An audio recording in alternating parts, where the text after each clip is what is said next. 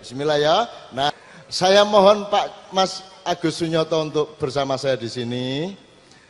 Biar saya wawancarai saja supaya karena waktu sampean pun rodok anu nggih wis rodok kesel nyun sewu.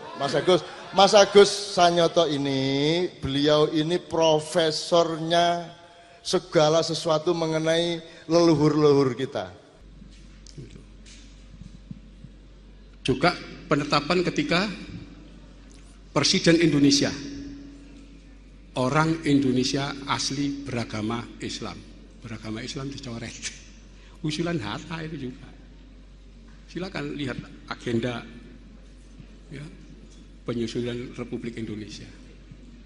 Bahkan ketika Hatta berkuasa tahun 1948 jadi Perdana Menteri, dia bikin yang namanya restrukturisasi dan rasionalisasi TNI militer. Tentara TNI nasional itu terbentuk dari 5 unsur. Yang pertama dari unsur tentara sukarela pembela tanah air PETA. Yang kedua dari Hizbullah. Yang ketiga bekas Hehu, yaitu orang pribumi yang jadi tentara Jepang. Yang keempat dari unsur masyarakat, ya, seperti Bung Tomo, Bibri, macam-macam itu bikin itu. Yang kelima dari unsur Kenil, bekas tentara Belanda. 5 ini. Tapi yang kuat itu adalah PETA dan Hizbullah. PETA dibentuk tahun 43, Hizbullah tahun 44.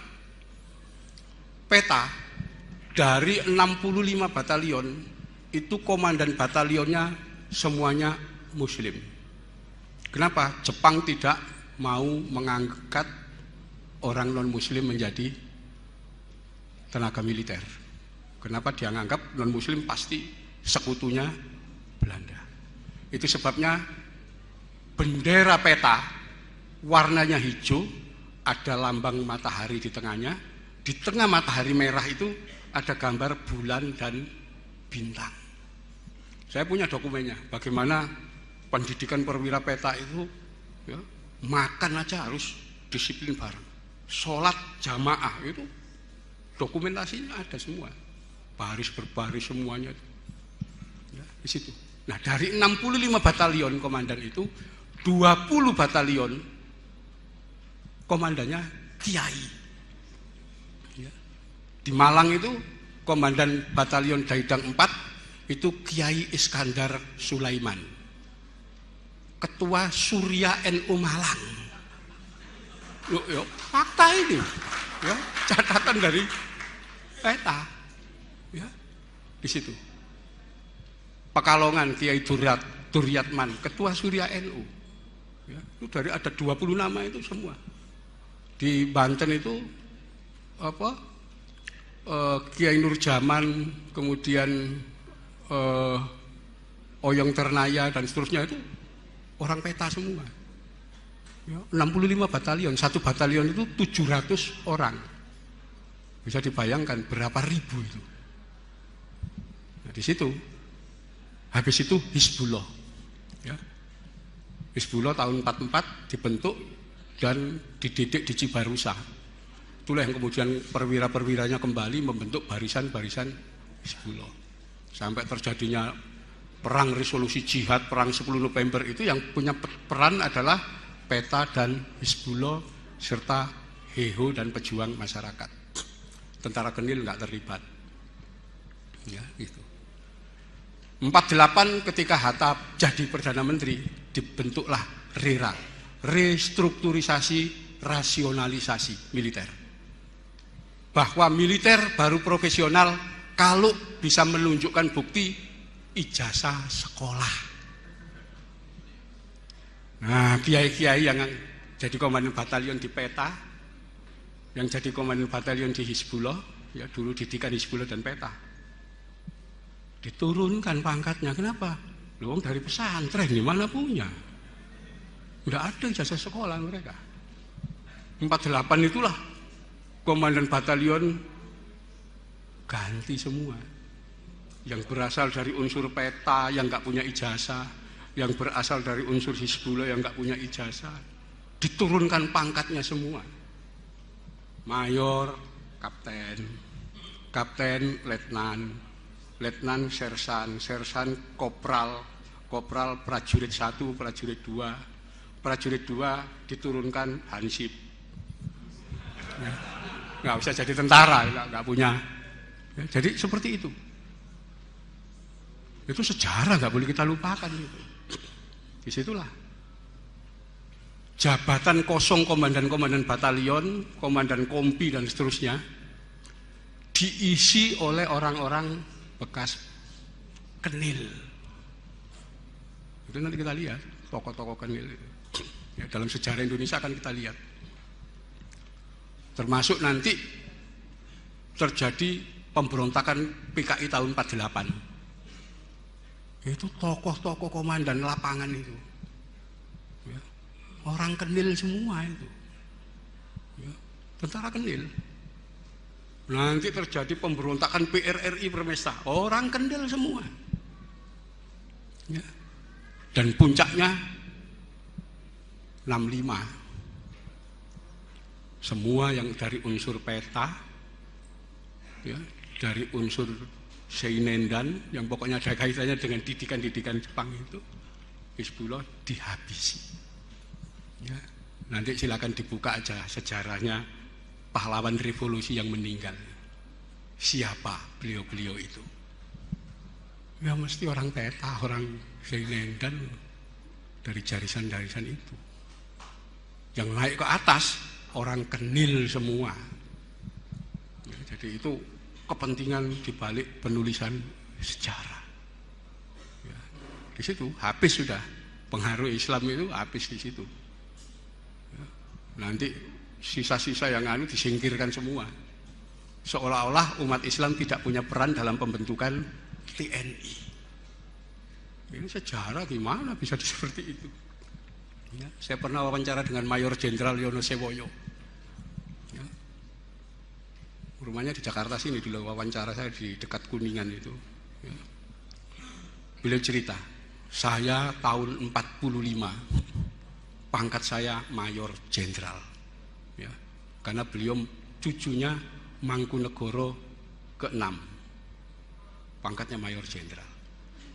Dan saya sebagai Kepala Staf Operasional Pertempuran 10 November. Tapi karena saya orang peta, saya pensiun tahun 80, tetap Mayor Jenderal, nggak naik satu tingkat pun. Kenapa? Peta. Orang-orang dari Hizbullah juga begitu. Tidak pernah dinaikkan pangkatnya selama Orde Baru. Kenapa? Ya dari Hizbullah, yang naik pangkat dari kenil semua. Itu fakta sejarah yang harus kita lihat. Oh, seperti inilah. Ya. Itu yang kita luput selalu. Ya, dan itu memang bikinan Belanda semua. Ya. Karena itu ada kepentingan di balik itu. Nah, ini yang harus kita mulai bongkar-bongkar lagi. Oh, seperti ini ternyata. Saya hanya sedikit memaparkan bahwa sejarah Islam secara sistematis selama ini sudah dikaburkan. Ya. Dan karena apa? Karena ada usaha dari kolonial Belanda untuk menundukkan orang-orang pribumi Muslim Indonesia, tapi mereka tidak mampu. Ya. Sejak kolonialisasi datang pertama kali, ya, ketika Portugis menaklukkan Malaka, itu langsung direaksi oleh Demak. Adipati Yunus mengerahkan armada untuk menyerang Malaka. Sekalipun penyerangan tahun 1511 itu gagal, ya, itu diulangi lagi tahun 1521 sampai Adipati Yunus gugur dalam pertempuran di sana. Ya. 1522 Portugis datang ke Sunda Kelapa, ya, terkena hantaman badai dan kemudian salah satu kapal brigantin mendarat diserang sama Badilakan, orang sana menyebut Falatehan, ya, dibunuh semua. Ya. Francisco de Sá sebagai pimpinan armada datang untuk menyelamatkan pasukan yang terdampar itu, tapi diserang oleh Fathahillah dan kalah. Ya. Nah sejak itu tidak berani lagi Portugis datang ke Jawa, sebaliknya lari ke Ternate, ke Maluku. Ternyata di Maluku terjadi juga perlawanan. Setelah terjadi pengkhianatan terhadap Sultan Khairun, Sultan Ba'abullah mengangkat senjata, Portugis lari lagi, ya, ke timur. Ya. Kemudian dilanjutkan Belanda. Belanda membentuk VOC tahun 1602 dan oleh Sultan Banten tidak diizinkan membuka kantor di Banten, tapi diberi tempat di Sunda Kelapa. Ya. Kenapa? Karena Sultan Banten memperhitungkan kalau ada Belanda di Sunda Kelapa, serangan Sultan Agung yang ambisius ke Banten akan terhambat. Kenapa? Ya sewaktu-waktu VOC bisa menyerang pasukan Mataram kalau pasukan Mataram masuk ke wilayah Banten. Itu pertimbangannya. Disitulah kenapa VOC oleh Sultan Agung kemudian diserang lebih dulu. Ya, karena Sultan Agung ingin menaklukkan seluruh Jawa waktu itu. Sampai 2 kali menyerang Batavia. Ya, 1626 sampai 1629. Itu semua kedua-duanya gagal. Setelah itu pecah lagi perlawanan, ya. Sultan Ageng Tirtayasa, ya, dibantu Syekh Yusuf Tajul Khalwati Al-Makassari melawan VOC, ya. Kalah. Dilanjut perang Goa, Sultan Hasanuddin melawan VOC. Pertempuran melawan Belanda ini terus dilakukan, ya. Sampai terjadi perjanjian bunganya. Putranya Sultan Hasanuddin namanya Karaeng Galesong datang ke Jawa karena tidak setuju dengan perjanjian bunganya, mengangkat senjata bersama-sama Trunojoyo, Panembahan Kiri, Panembahan Romo dari Kajoran dan seterusnya. Terjadi perlawanan. Itu terus sampai Suropati, sampai Diponegoro. Nah, usaha VOC untuk menaklukkan pribumi yang ngelawan ini salah satunya dilakukan dengan penyebar luasan opium, candu secara legal. Ya. Itulah mulai akhir abad 17 ya, sampai awal abad 18 keraton-keraton di Jawa gaya hidupnya sudah mengikuti candu, ya. Dan itu kita lihat ketika perang Diponegoro diangkat, ya, pernah terjadi satu peristiwa ketika akan menyerbu ke arah Gowo, pasukan Diponegoro tidak bisa jalan. Kenapa? Pasokan candunya terlambat datang. Bayangkan, ya, itu dengan pahit sekali ditulis dalam Babat Diponegoro. Ya. Bahkan salah satu panglima yang paling unggul, ya, Kiai Mojo sudah menyerah, Sentot Prawiro Dirjo sudah menyerah semua. Ada satu panglima yang belum menyerah, namanya Basah Kerto Pengalasan. Dia kalau nyusun strategi luar biasa. Belanda selalu kebingungan menghadapi strateginya Kerto Pengalasan. Ya. Sampai satu ketika Belanda memperoleh informasi bahwa Basah Kerto Pengalasan ini termasuk panglima yang tidak diberi kepercayaan oleh Diponegoro. Ya, kenapa Diponegoro tidak mempercayai Kerto Pengalasan? Informasinya ternyata Kerto Pengalasan ini pecandu opium, sudah tergantung dengan opium. Disitulah Belanda kemudian mengirim utusan ya, menawari Kertopengarasan untuk pensiun, disediakan dana pensiun bulanan dan rumah besar di Semarang. Tidak dijawab. Ya. Tetapi ketika ditawari bahwa selain uang bulanan ya, dan kemudian rumah besar di Semarang, pasokan candu juga tidak akan terlambat. Ngibarkan bendera putih, dia nyerah. Ya. Sampai seperti itu. Nah, tapi candu tidak bisa masuk ke kalangan pesantren. Kenapa?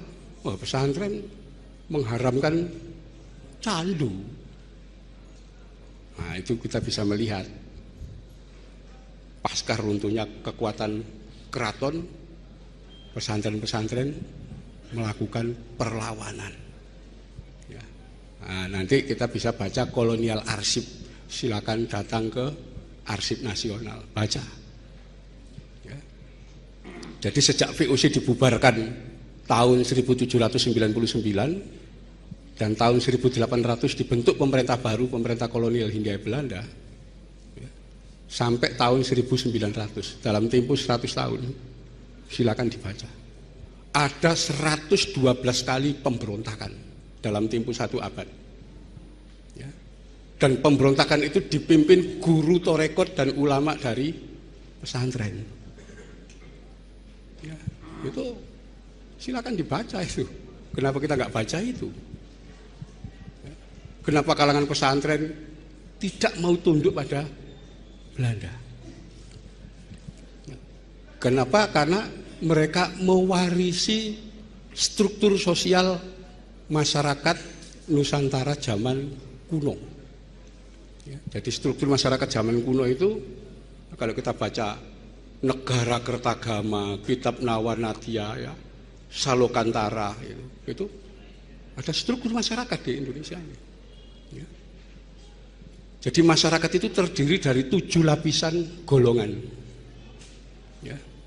Yang ini agak beda dengan India. Ukuran untuk menempatkan masyarakat itu dilihat parameternya dari kuat dan tidaknya pengaruh duniawi pada kehidupan seseorang.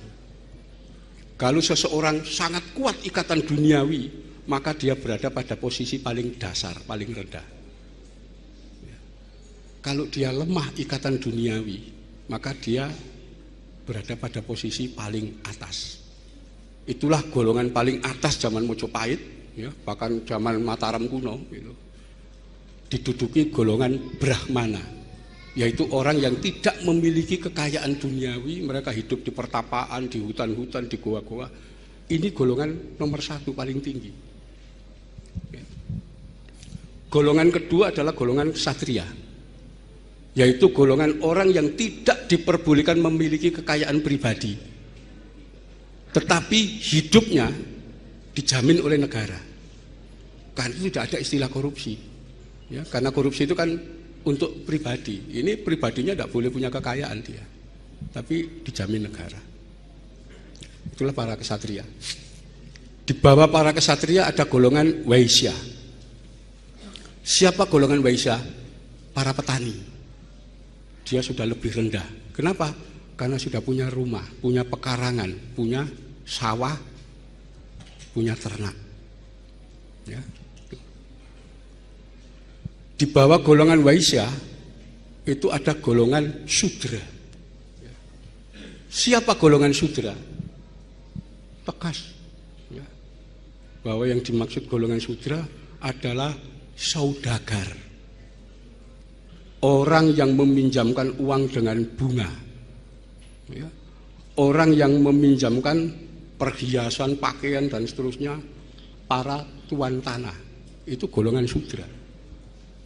Ya, saya tidak tahu kalau waktu zaman Mojopahit itu ada istilah sekarang konglomerat, mungkin dulu namanya mahasudra. Kenapa? Kekayaannya berlebihan. Jadi orang kalau kekayaan berlebihan itu rendah. Ya. Nah, di bawah sudra itu masih ada golongan candala. Siapa golongan candala? Yaitu orang yang hidup dari membunuh makhluk lain. Ya, itu ditegaskan siapa mereka? Golongan yang bekerja sebagai jagal. Ya, itu membunuh makhluk lain. Kemudian pemburu, itu masuk golongan candala. Termasuk pejabat negara yang tugasnya sebagai algojo, membunuh eksekutor. Yes. Itu golongan candala. Dia lebih rendah. Lapisan yang paling bawah itu ada golongan melecah, yaitu di bawahnya candala. Siapa golongan melecah? Yaitu semua orang asing yang berstatus kilalan. Jadi orang asing dulu menduduki posisi ke-6. Ya. Itu sebabnya orang sini nggak mau menerima Belanda sebagai tuan itu. Nah, mereka orang asing kok. Mereka itu kilalan, bekerja sebagai pelayan di sini. Tidak boleh jadi juragan di sini. Itu aturan. Baru lapisan yang paling bawah, lapisan ke-7 ada golongan tuca. Siapa golongan tuca? Ini orang yang hidupnya selalu merugikan masyarakat lain. Para penipu, preman, begal, rampok, kalangan bawah. Ya, karena itu ada aturan dulu yang boleh memegang negara itu hanya keturunan Brahmana atau kesatria. Golongan sudra tidak boleh. Bicara agama juga tidak diperbolehkan. Kenapa? Agama itu sesuatu yang suci. Yang boleh membincang agama hanya golongan Brahmana, orang yang suci. Di situ. Nah, kita akan menemukan fakta. Islam sampai 800 tahun tidak dianut pribumi di Indonesia secara massal. Ya, kenapa? Karena ada aturan ini. Ya. Kalau ada teori menyatakan yang menyebarkan Islam di Nusantara adalah para saudagar, gak mungkin. Ya. Saudagar itu masuk golongan sudra. Dan masyarakat gak mau menerima agama dari kalangan sudra. Ya. Sisa ini masih ada sampai sekarang. Pandangan ini. Masyarakat di desa, di Jawa Timur, Jawa Tengah masih alergi melihat orang kaya di desanya. Kalau ada orang kaya di desanya, itu sudah jadi sasaran omongan. Dia bisa kaya, rumahnya tingkat 2. Kenapa? Punya peliharaan. Oh, seperti itu. Nggak suka orang kita dengan orang kaya-kaya itu. Itulah sebabnya ketika Wali Songo datang di sini, mereka menduduki posisi Brahmana. Sunan-sunan itu Brahmana. Iya, jadi panutan orang. Tapi kalau yang menyebarkan itu golongan saudagar, kemudian apalagi orang asing, nggak dianggap. Ya, kenapa? Orang asing dulu adalah kilalan, pelayan di sini. Nah, tradisi itu sekarang fenomenanya saya lihat diterapkan oleh pemerintah Brunei dan Malaysia. Di Brunei dan Malaysia warga negaranya tidak boleh jadi pelayan. Harus orang asing yang jadi pelayan di sana. Ini melanjutkan tradisi Nusantara kuno. Ya, itu. Nah, kita kembali ke perlawanan terus. Sejak perang Diponegoro, ketika Diponegoro berakhir, Diponegoro ditangkap. Rupanya pengikutnya yang masih memiliki anggapan tidak mau tunduk pada orang asing, melarikan diri semua. Ya. Daerah Jawa Timur, dari wilayah Mataram sampai Banyuwangi, itu adalah pengikutnya Diponegoro semua. Ya. Lari. Jawa Barat juga lari ke sana. Ya. Dan kemudian tokoh-tokoh itu banyak yang mendirikan pesantren-pesantren baru. Ya. Dan kemudian menyebarkan kebencian terhadap Belanda. Nah, menghadapi itu Belanda sadar gak mungkin diatasi dengan senjata. Kenapa? Wilayah penyebarannya sangat luas. Dilakukan penguasaan pikiran. Kita harus perang pikiran. Itulah mulai disusun cerita-cerita hegemonik versi Belanda. 2 tahun setelah Perang Diponegoro, tahun 1832, ya, dalam satu laporan, disusunlah Babat Kediri. Ya. Ini aneh bener ini. Babat ini diperintahkan oleh Mas Ngabei Purbowijoyo, seorang beskal, jaksa, ya, Belanda. Dia mengatakan mendapat perintah, ya, dari pemerintah, ya, dari atasan untuk menyusun Babat Kediri. Kemudian dia menyatakan mendatangi dalang wayang krucil namanya Ki Dermokondo. Ya. Bagaimana cerita tentang sejarah Kediri? Ya. Ki Dermokondo mengatakan, saya itu hanya dalang wayang krucil. Saya hanya bisa menceritakan cerita tentang wali-wali, cerita tentang cerita Menak dan seterusnya. Tapi sejarah Kediri tidak tahu. Nah, untuk mengetahui sejarah Kediri, saya punya teman, seorang jin namanya Butolucoyo. Ya. Mas Ngabei Purbowijoyo bertanya, bagaimana cara mewawancarai jin temanmu itu? Ya. Melalui ada pembantu saya namanya Ki Sondong. Dia nanti akan kesurupan jin Butolucoyo. Ya sudah, datangkan. Ya, kita enaknya itu kalau meneliti tulisan Belanda itu begitu. Jadi ada laporan bagaimana proses itu terjadi. Didatangkanlah Ki Sondong, habis itu dilakukan upacara, ya, dan Ki Sondong kesurupan rohnya jin Butolucoyo. Cerita semua ditulis. Inilah yang kemudian disebut Babat Kediri.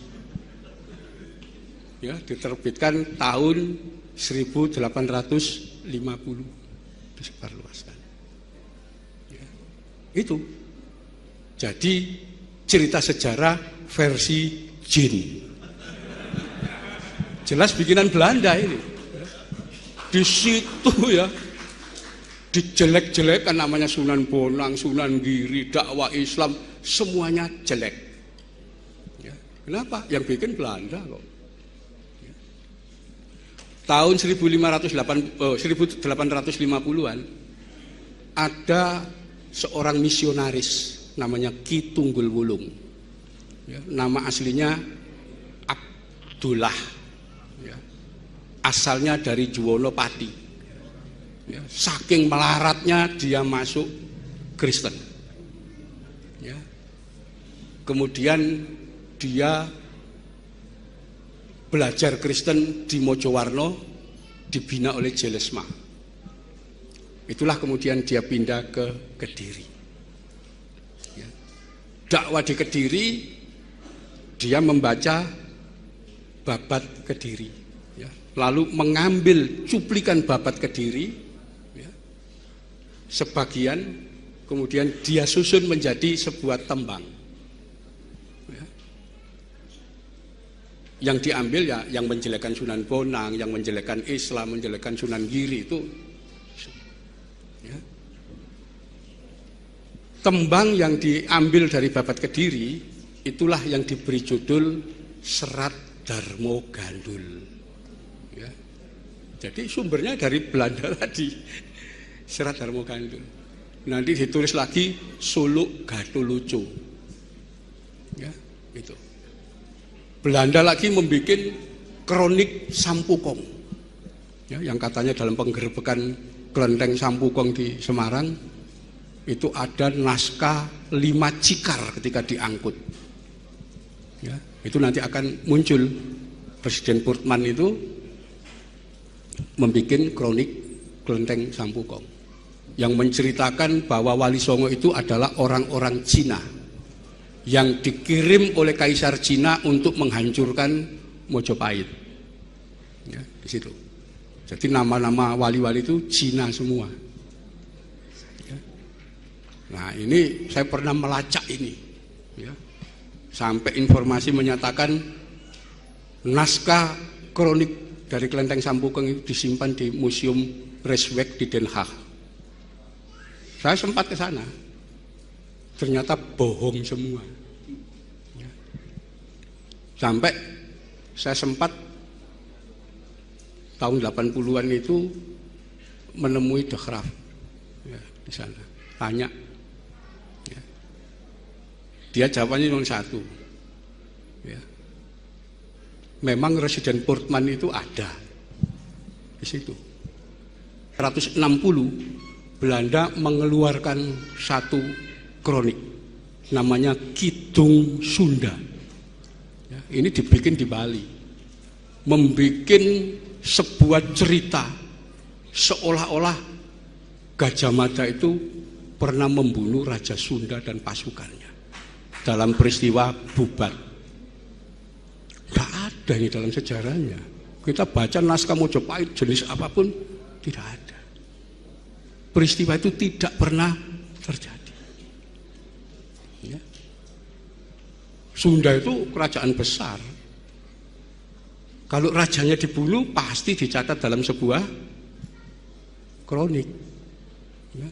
Silakan baca Siksa Kandang Karesian, Carita Parahyangan.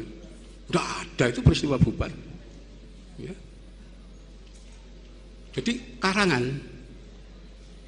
Satu-satunya peristiwa Bubat ada di dalam Kidung Sunda. Prasasti, Kidung apa nggak ada. Ya. Dan satu hal lagi belakangan muncul untuk mendukung Kidung Sunda, sebuah kitab yang dinamai Pararaton. Ya. Itu menunjukkan cara bagaimana Belanda menjatuhkan dan memecah belah orang Nusantara. Kenapa? Pengikut Diponegoro waktu itu selalu membanggakan orang Mataram sebagai keturunan Mojopahit. Ya, kan itu mereka mengidolakan tokoh-tokoh Mojopahit waktu itu. Yang diunggulkan ya Gajah Mada, ya Hayam Wuruk, ya termasuk itu. Dibikinlah Pararaton yang oleh Brandes baru muncul tahun 1920 baru dibahas. Ada Pararaton. Ya. Isinya hanya ingin menunjukkan kepada keturunan Mojopahit. Nenek moyangmu yang namanya Ken Angrok. Ya. Nama itu nggak pernah kita dapati di prasasti manapun. Ya. Nggak ada, itu nama bikinan. Bahwa tokoh yang namanya Ken Angrok ini adalah anak haram, penjahat, ya. Orang yang licik, kejam dan luar biasa. Fiktif itu cerita itu enggak ada. Ya. Dia mengatakan ini ditulis tahun 1535 tahun Jawa, yang sama dengan 1613 Masehi. Kalau Pararaton ditulis pada masa itu masa awal kekuasaan Sultan Agung. Ya. Pujangga Mataram pasti tahu naskah itu. Sekalipun nanti pecah menjadi Surakarta dan Jogja, Pakualaman sampai Mangkunegaran, pasti mereka pujangga-pujangganya pasti tahu naskah itu. Ternyata nggak ada yang tahu naskah itu. Brandes lah ya, tahun 1920 menyatakan naskah Pararaton ya, untuk menunjukkan leluhurnya Raja Jawa itu Ken Angrok itu. Ya, itu. Dan itu diyakini oleh orang kita betul. Jawa Barat itu sampai sekarang nggak ada jalan Gajah Mada, jalan Hayam Wuruk. Kenapa? Terprovokasi oleh naskah kolonial ini. Ya. Jadi itu kita harus waspada betul melihat ini dari mana ini ya. Karena saya belajar sejarah itu tidak sekedar menerima sumber. Pikiran saya itu sumber data itu harus seperti hadis, harus jelas itu, sahih atau dhaif. Padahal saya kejar dari mana ini? Kolonial, ternyata naskah kolonial, banyak sekali naskah kolonial. Ya. Nanti ada tokoh dimunculkan Sabdo Palon, Noyo Genggong, naskah kolonial semua. Yang sebelumnya enggak ada itu dalam Babat Tanah Jawi, dalam enggak ada. Ya. Jadi itu naskah-naskah kolonial itu merusak kita sampai sekarang. Susahnya bagian terbesar umat Islam percaya pada naskah itu. Ya, itu. Nah, karena itu kita harus mulai memiliki frame baru ya, untuk melihat sejarah. Seperti ini, Padepokan Dakwah. Padepokan ini adalah lembaga pendidikan paling kuno di Nusantara. Kenapa? Karena itu tempat belajarnya orang-orang yang mengikuti agama Kapitayan, ya, agama kuno, di mana agama Kapitayan itu oleh sarjana Belanda diistilahkan dengan sebutan baru, yang itu kita kenal semua, yaitu agama animisme dinamisme. Ya. Padahal ada namanya agama itu Kapitayan, tapi Belanda mengatakan ini animisme dinamisme. Ya, di situ. Ini paling tua. Baru nanti zaman Hindu datang, itu ada sistem asrama, ada sistem dukuh, ya, dan ada peguron. Islam datang baru ada pesantren. Itu nama lembaga pendidikan kuno semuanya, yang semuanya terhapus dan kita memaknai satu. Yang disebut pendidikan itu adalah sekolah. Orang yang tidak sekolah tidak berpendidikan. Terhegemoni pikiran kita sudah habis di situ. Ya. Dan Belanda setelah melihat fakta bagaimana perlawanan nggak pernah berhenti, pada 1 Mei 1848 ya, memaklumkan berlakunya Undang-Undang Kependudukan, ya, BW Burgerlijk Wetboek, yaitu aturan yang menempatkan Belanda atau orang kulit putih Eropa sebagai warga negara kelas 1. Orang timur asing, Cina, Arab, India, warga negara kelas 2. Warga negara kelas 3, golongan inlander, pribumi. Itu diberlakukan. Ya.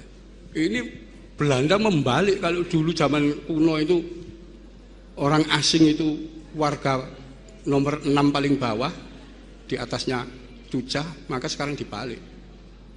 Pribumi warga paling bawah.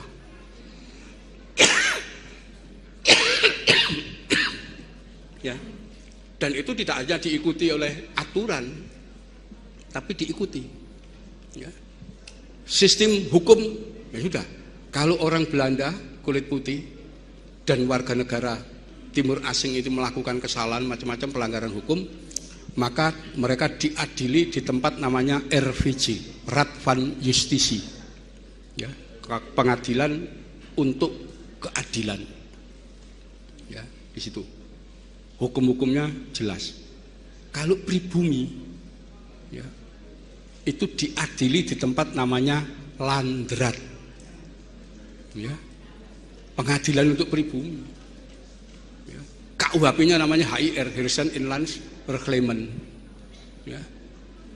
Ini hukum inilah yang kemudian Indonesia merdeka diterjemahkan dalam bahasa Indonesia. Jadi hukumnya ya Belanda. Ya. Itu kita betul. Ketika politik etis dijalankan, itulah penaklukan luar biasa terhadap umat Islam di Indonesia. Ya.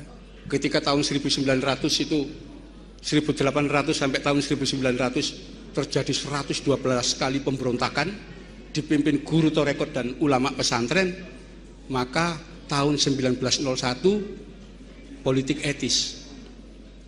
Sekolah mulai diajarkan.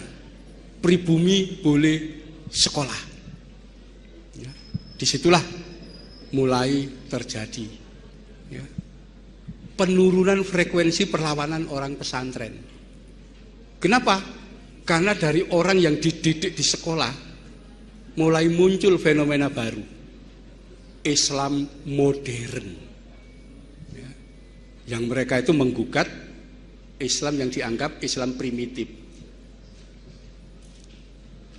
Amalia-amalia Islam primitif, ini amalia pesantren, ini amalia primitif yang isinya penyakit TBC, takhayul, bid'ah, urofat. Ya sudah dihujat, disitulah pesantren bingung mempertahankan diri. Akhirnya perlawanan terhadap Belanda menurun. Kenapa? Karena ribut soal munculnya fenomena Islam modern didikan sekolah. Itu. Ya. Karena itu belakangan baru muncul organisasi Islam tradisional tahun 1926. Ya, itu sebetulnya bertahan dari serangan orang-orang modern ini. Peristiwa itu. Ya. Nah, karena itu sekarang ini kita banyak diputar balik sejarah Islam itu. Ya. Seolah-olah seperti yang digambarkan versi Belanda. Nah, kita harus membalik, tidak seperti itu. Ya.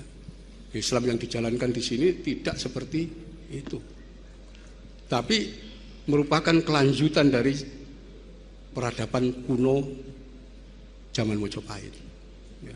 Itu nanti kita akan melihat masa Mojopahit dan masa Wali Songo itu ada kelanjutan, ya, dan ada pembaruan-pembaruan yang dilakukan Wali Songo yang kita kenal sekarang dengan istilah Islam Nusantara. Islam hasil asimilasi dan sinkretisasi terhadap peradaban kuno yang ada di sini. Saya sedikit aja tentang kerajaan kuno. Jadi seorang ahli geografi di Roma namanya Ptolemeus tahun 120 Masehi. Itu dia membuat sebuah buku yang berisi laporan perjalanan ke Seros Patamos, yaitu Sungai Sutra lewat laut. Ya. Jadi dia menggambarkan perjalanan dari Laut Merah, ya, itu kemudian bergerak. Nah, dia menyebut satu tempat, sebuah kerajaan namanya Kaka Negara. Nah, itu ditafsirkan itu Salaka Negara. Di mana dia menyebutkan di situ di Laut Sundo. Ya, meskipun Sundo. Nah, kita menafsirkan ini pasti di Selat Sunda yang dimaksud. Ya. Dan kemudian dia bergerak terus. Itu nama-nama yang ada di Sumatera dan kemudian ada yang di sepanjang pesisir Vietnam. Itu nama-nama itu. Jadi artinya tahun 120 Masehi sudah ada tempat namanya Koka Negara atau yang disebut lokal dengan nama Salaka Negara. Kalau memang betul ada nama Salaka Negara, Salaka itu dari bahasa Sanskerta dan kemudian diserap ke dalam bahasa Jawa kuno. Artinya logam perak. Ya. Iya. Jadi artinya kerajaan itu kerajaan perak. Ya, kenapa? Penghasil perak atau apa mungkin dulu. Ya, jadi kita harus tahu, paham bahasa yang digunakan pada masa itu. Ya. Nah, dalam catatan-catatan lama itu memang ada kerajaan Salaka Negara, cuma tidak diketahui. Baru belakangan ada naskah Wangsakerta itu yang menuliskan bahwa kerajaan Salaka Negara itu raja pertamanya yang hidup pada masa itu disebut Aki Tirem. Ya, masih nama lokal. Dia punya menantu namanya Dewa Warman. Ini pelarian dari India kemudian dinikahkan dengan anaknya dan Dewa Warman itulah yang berkuasa menggantikan Aki Tirem.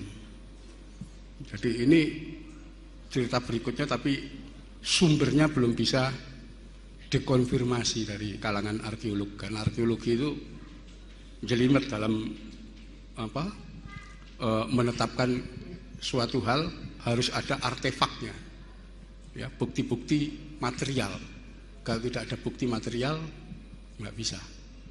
Ya, jadi karena itu saya berkeyakinan di Nusantara, di daerah Sunda sudah ada kerajaan yang namanya Salaka Negara. Kenapa? Ini catatan Ptolemeus, ya, yang hidup tahun 120 Masehi. Nah, di dalam cerita-cerita lama di Jawa juga sudah ada kerajaan waktu itu. Ya. Dalam legenda cerita Dewata Cengkar. Lepas kerajaan itu ada atau tidak, menandai lahirnya kalender Jawa yang dimulai tahun 78 Masehi. Sekarang kalender Jawa itu usianya 1948, selisih 78 tahun dengan kalender Masehi. Artinya itu mulai ada pengaruh dari luar masuk di sini dan terbentuklah produk yang namanya sistem kalender. Jadi sudah ada itu.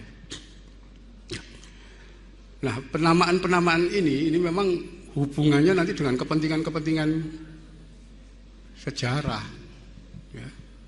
Jadi kolonial punya cara sendiri untuk kepentingan mereka.